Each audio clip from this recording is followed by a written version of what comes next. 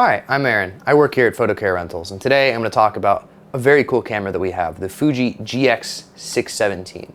This is a panoramic medium format camera. That means it takes 120 film, and you could take 4 exposures to that film.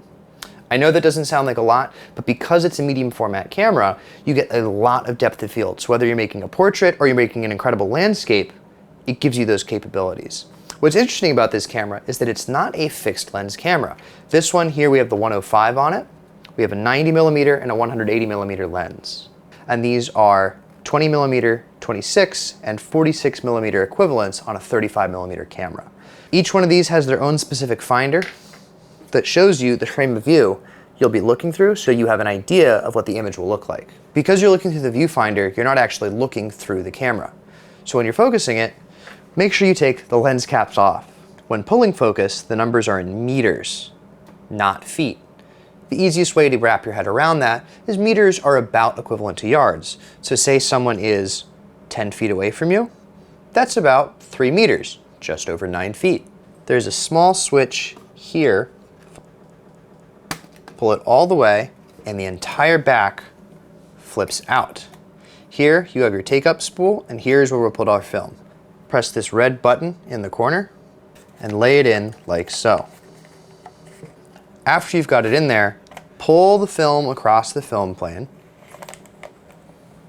and slot it into your take-up spool. Once your film catches, bring the arrow to the arrow. As you can see here. At this point, we're ready to close the film back and pull that switch down so it locks in. On our lenses, we have a graduated neutral density filter that starts from the center and gradually dissolves as it goes out for vignetting control.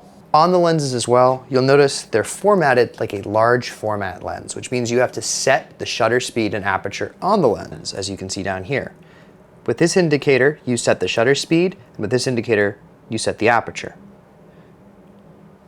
It's important to note that since this is such a large negative, the depth of field is very shallow. So understand that when you're using f8, you're still not getting a lot in focus. Even though you're acting very wide, because of the way the image plane works, you need to be careful about where your focus is. This camera also requires batteries to operate. I don't advise taking them out. They're also expensive batteries to replace, but they're hidden here inside the 617. Now that you shot through your roll, we can take the film out. Take the camera back up, pull the tab, unlock the back, and we'll see our film was on the take-up spool. At this point, you can press the button on the bottom, which releases the hold the camera has on the film. You can take it out, seal it, and go get it developed. In the meantime, you can move your original spool to the take-up spool position because you need to be kind and rewind. Thank you for watching. I hope you enjoyed this video about the Fuji GX617. I'm Aaron here at Foto Rentals, and I hope we see you soon.